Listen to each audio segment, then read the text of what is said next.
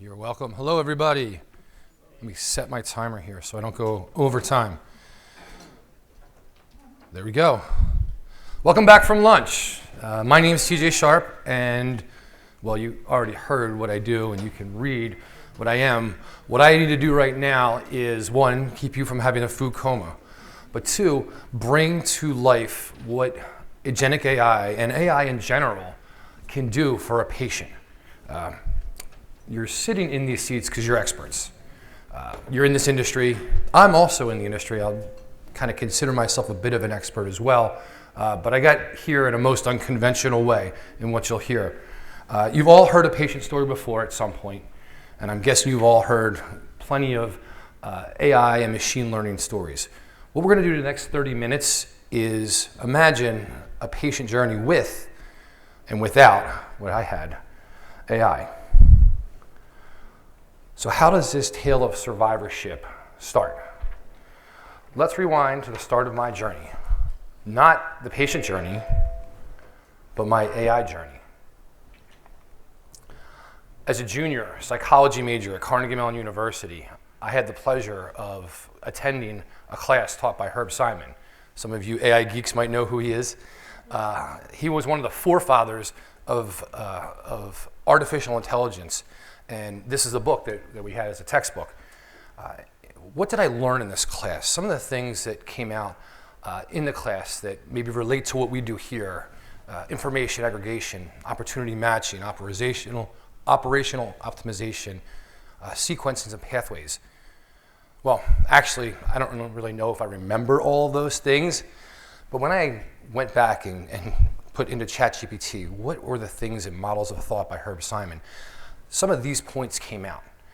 And what I had to do was learn the hard way what the journey would be like in clinical research without the help of an artificial agent.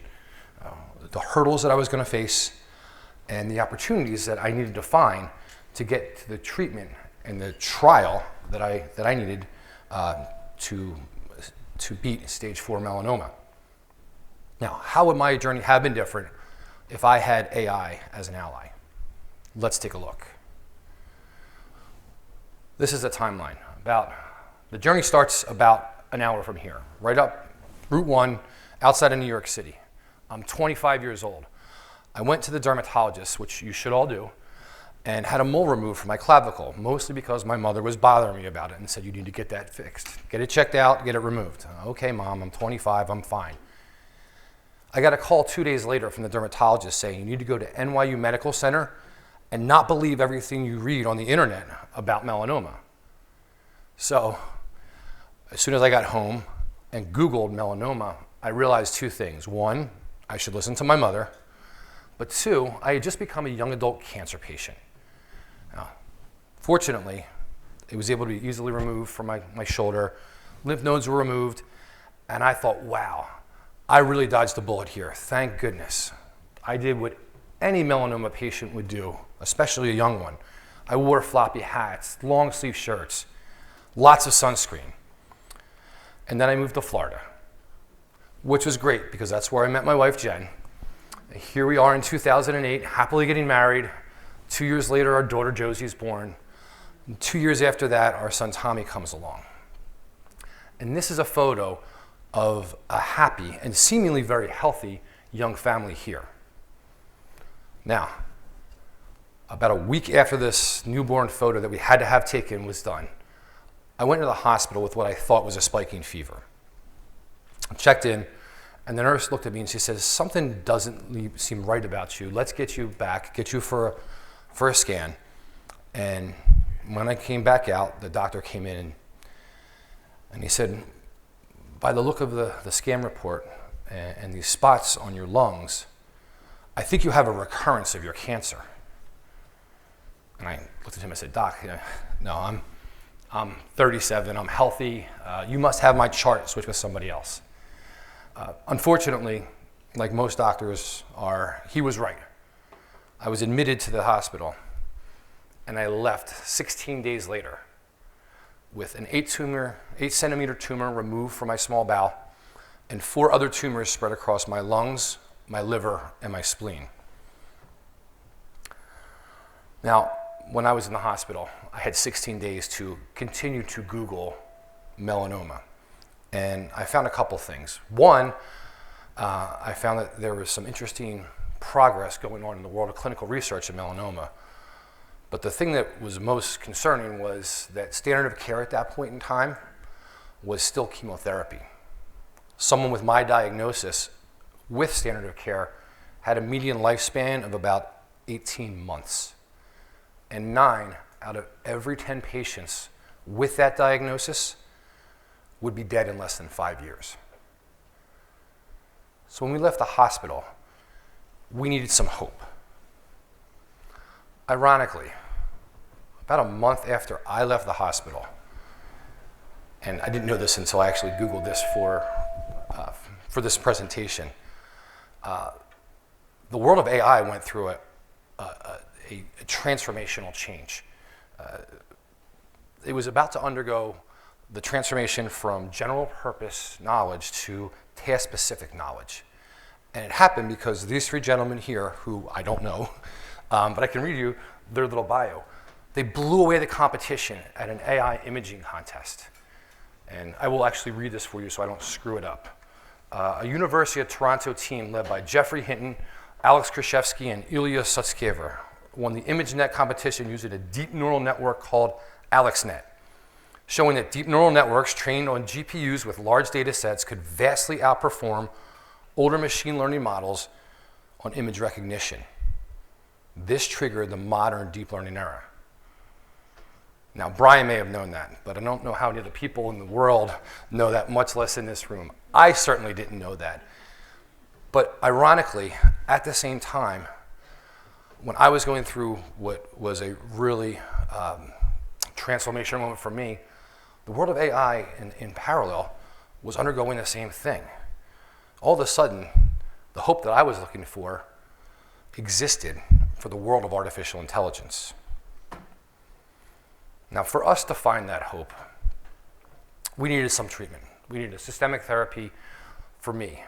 And I mentioned earlier that there was some good that I found. At the time, chemotherapy was still the standard of care. But I knew the dismal odds that I was facing taking standard of care chemotherapy.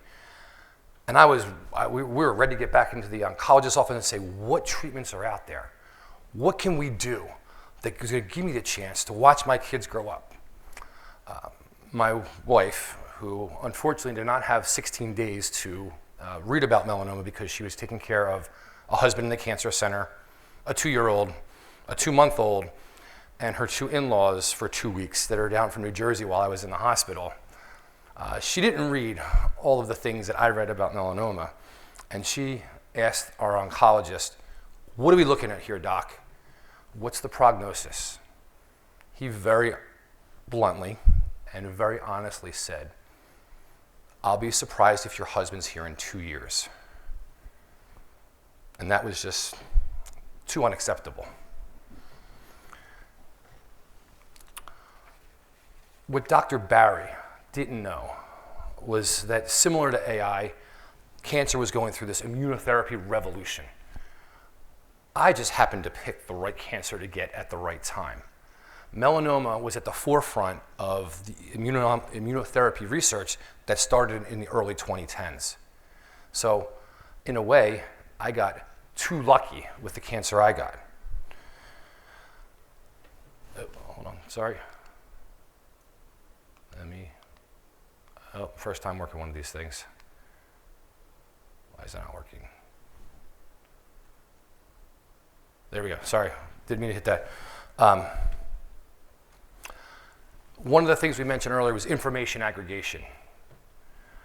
What Dr. Barry didn't know was that this immunotherapy revolution was going on. He was a general oncologist working at a general hospital. He certainly was not a melanoma specialist, nor was a researcher. He gave me my tumor report and then the list of clinical trials that I could have been on that didn't even match the mutations that I had in my melanoma. Now imagine, the theme of today, what an AI agent could do.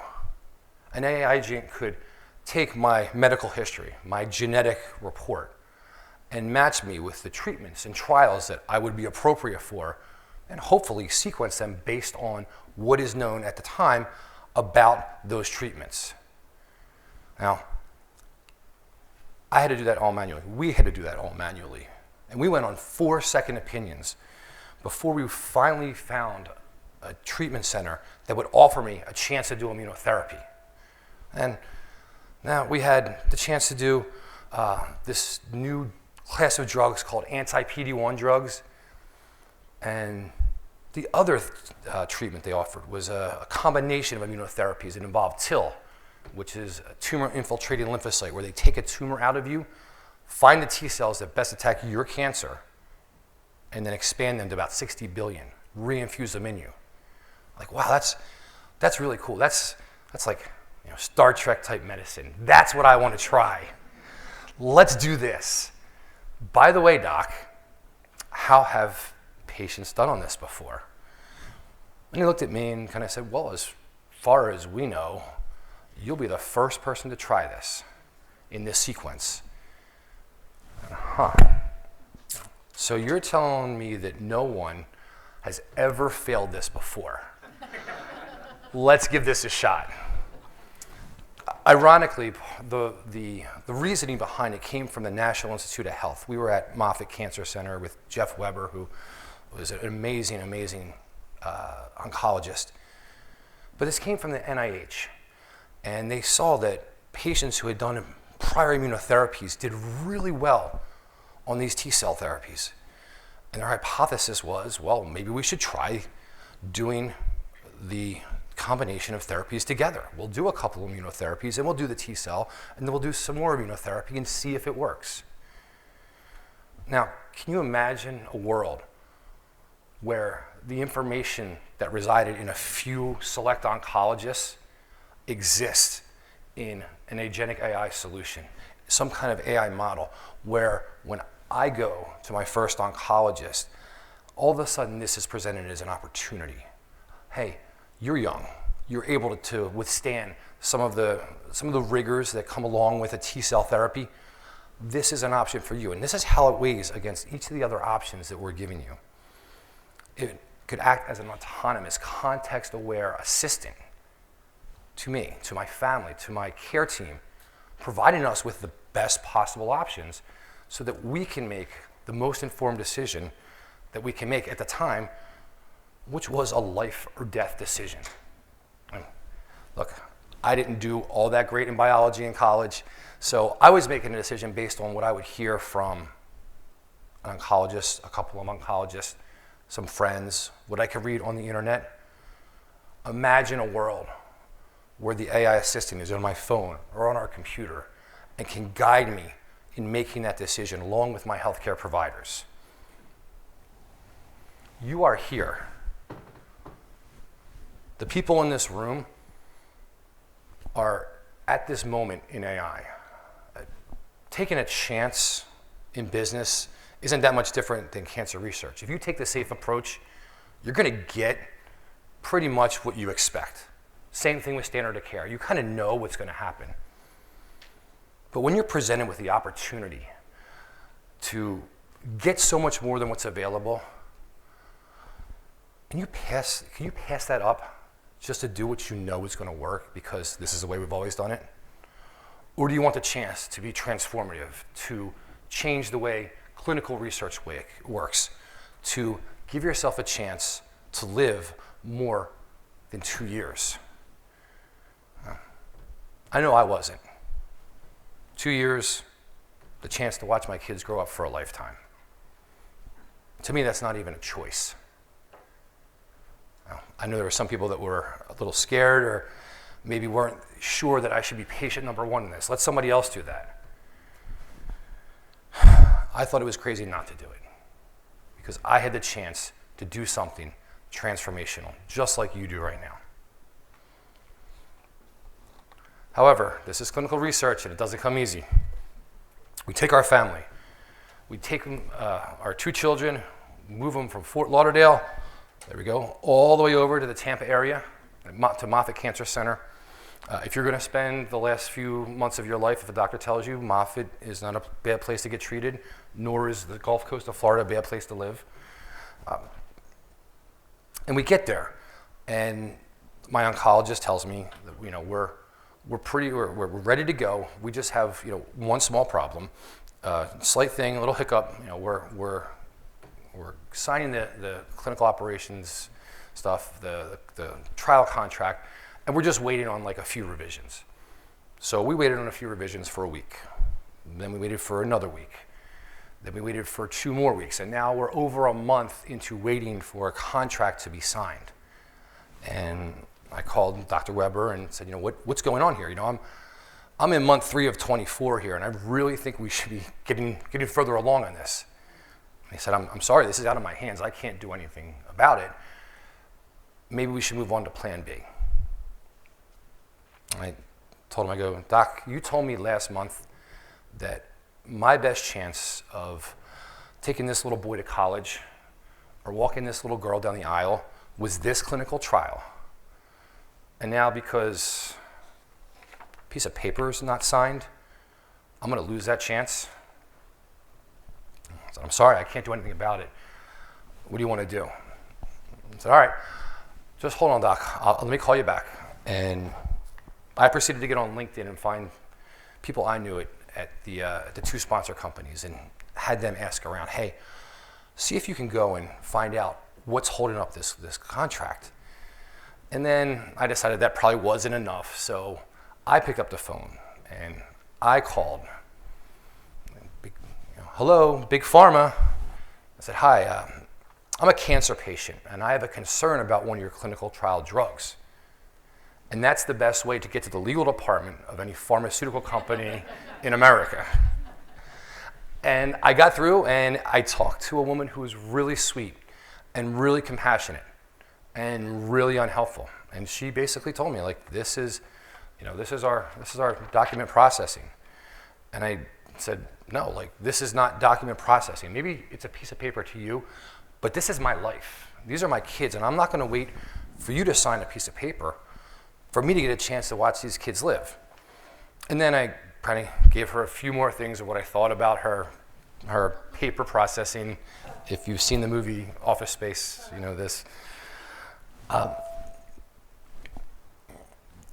Operational optimization. Clinical research presents all kinds of hurdles. We just heard a number of presentations about that already today. Imagine for a second a world where contract negotiations, budgeting, what else pops up, where an agentic AI agent like Maxis can track all of those things and proactively identify issues, proactively escalate things before they become a problem, recognize when a contract isn't signed or a shipment is delayed or there is an issue with quarantine. All those little things that happen in operations are little red flags that probably sit in mailboxes right now. And all of you have your phones and your computers, and yet you probably can't keep up with all the notifications you get. Think about having that assistant right there that could streamline that. Creating an autonomous agent that will help improve the things that probably matter to you and to the people who you report to. The KPIs like first patient in and last patient in, time to database lock, all the things that people's bonuses are based off of, that's probably a pretty good thing to improve and to automate. But think about how important that is to a little boy or a little girl whose daddy is dependent on those things happening to get the treatment he needs to possibly save his life.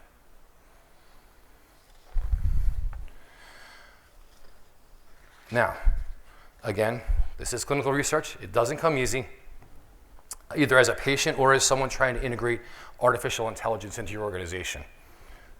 We move over to the Gulf Coast. We are ready to go. We start our first dose of immunotherapy. Well, I started my first dose, but the whole family's involved in this. Here I am after my lung surgery to take out the tumor with the T cells in it. I'm ready to go. It's the Wednesday before Thanksgiving, and we get a call saying, Mr. Sharpe, you have a diverticulitis. and we can't lymphodeplete you because you'll die. So you have two choices now. You can come off the trial, or you can get a colostomy bag. And I said, well, is this still the best option for me? And they said, yeah, we think so. I said, okay.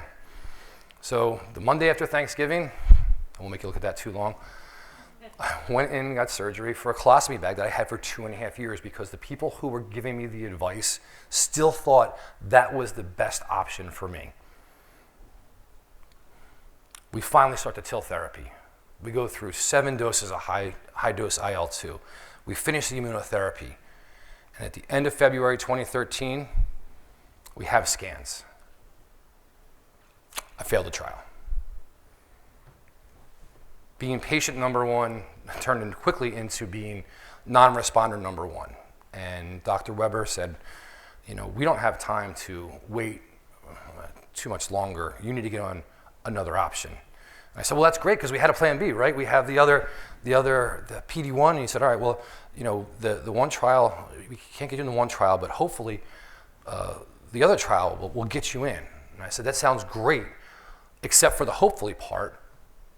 Why hopefully? Is the colostomy bag an exclusion criteria? And he said, no, we just are still waiting on the signed contract. So I go, oh, okay. The same week that we had that conversation, a melanoma advocate called me. And she asked me how I was doing. And I sent her this picture. I said, well, this is how I'm doing. I failed my trial. I've lost 50 pounds. And I'm about to play contract roulette with Big Pharma for the second time in 5 months.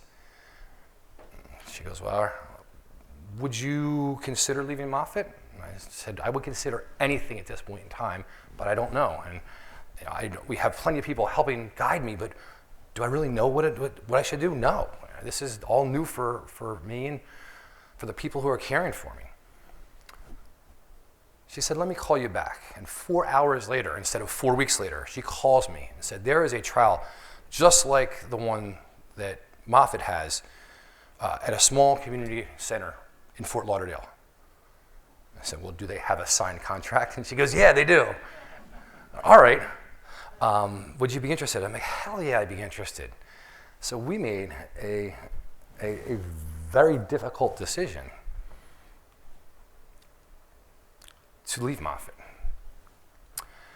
Sequencing different treatment pathways.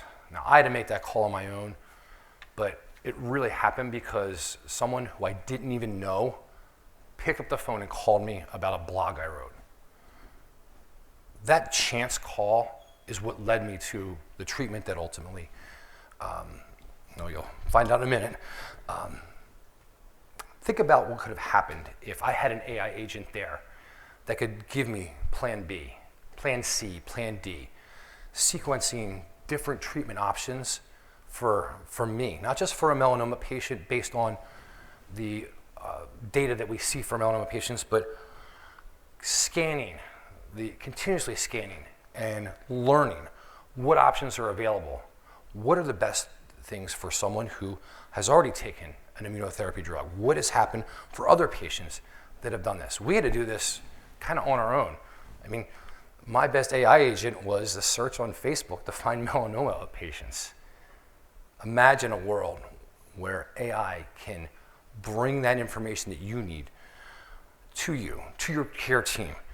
Think about what that means for things like recruitment, enrollment, retention on trials, because you find the right patient and you match them with the right trial. That's a powerful world that we can live in.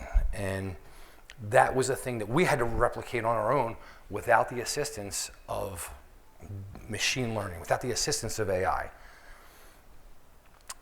So we made this difficult decision to leave. And we went back to Fort Lauderdale. It's a very manual decision at this point. And leave a great cancer center and a great researcher because we found the medicine that we think was the best match for me. Was it difficult? Of course. We went from the known and the safe to the relatively unknown. The groundbreaking opportunity at a smaller center. Well, you might be there too. because I'm assuming a lot of you have worked in big and safe and have done things the way that we've always done things in clinical research. You probably have people in your organization who doubt you, who doubt AI and machine learning. They probably doubt its effectiveness. They probably believe Elvis is still alive and the world is flat too. Whatever it is, if you've had those hiccups, if you had those false steps, especially if you haven't had a great success right away, those doubts only increase. I know I heard them in my head when we left and we failed. I hate to use that word, but we failed that trial. It would have been easy to say, well, this doesn't work.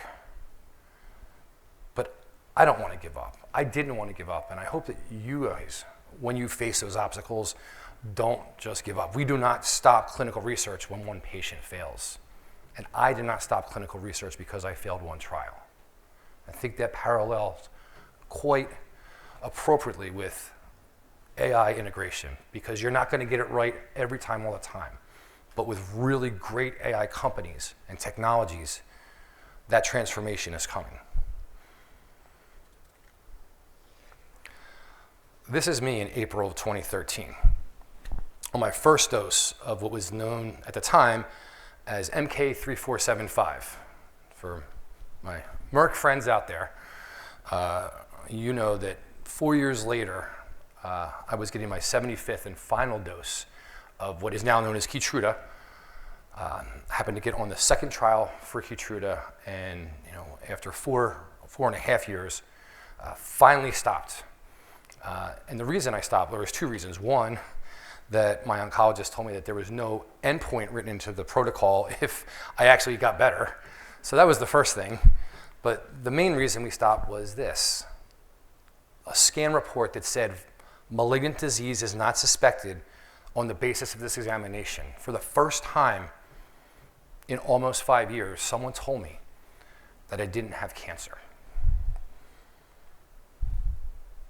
That's not where this ends, though. It's a great story. I love telling it, as some of you know. But what's happened afterwards really is what I hope that you leave with. I changed in a way that I decided I was going to focus on what I felt was important to make a difference in the world. That started locally. Those little kids started growing up, and I focused on them and their schoolmates and their teammates, our family, our community. In the words of Tim McGraw, the country singer, inspired by his dad Tugger, for you Phillies fans out there, I took a good hard look at what I would do if I could do it all again. And I became a football coach. I coach. Any Jets fans out here? Oh, sorry. So, hey, first win this weekend. I became a football coach, but not just any football coach, because I don't do things apparently just easy. I decided to become a football coach at my wife's alma mater, St. Thomas Aquinas in Fort Lauderdale. The very first kid I ever coached, Mason Taylor, the tight end for the Jets right now. But I came a coach there not because I was going to coach Hall of Famers' sons and future football NFLers. I became a coach there because there's going to be future doctors, lawyers, people that are going to make an impact in their community outside of that. And I can make a difference in their lives. And I told you I started writing, and that was really what got me through a lot of this. I began writing on Philly.com. I'm originally from South Jersey, and published 200 blogs, what my trials were like, and then started really becoming involved in being a patient voice. The blogs are kind of off Philly.com right now, but I'm reposting all of them to Substack. Little plug here. So tjsharpe.substack.com if you'd like to read them. And as I started writing them, I started getting more involved in clinical research, not just being a patient voice as telling my story, which I do. I stand up here and I will tell the story.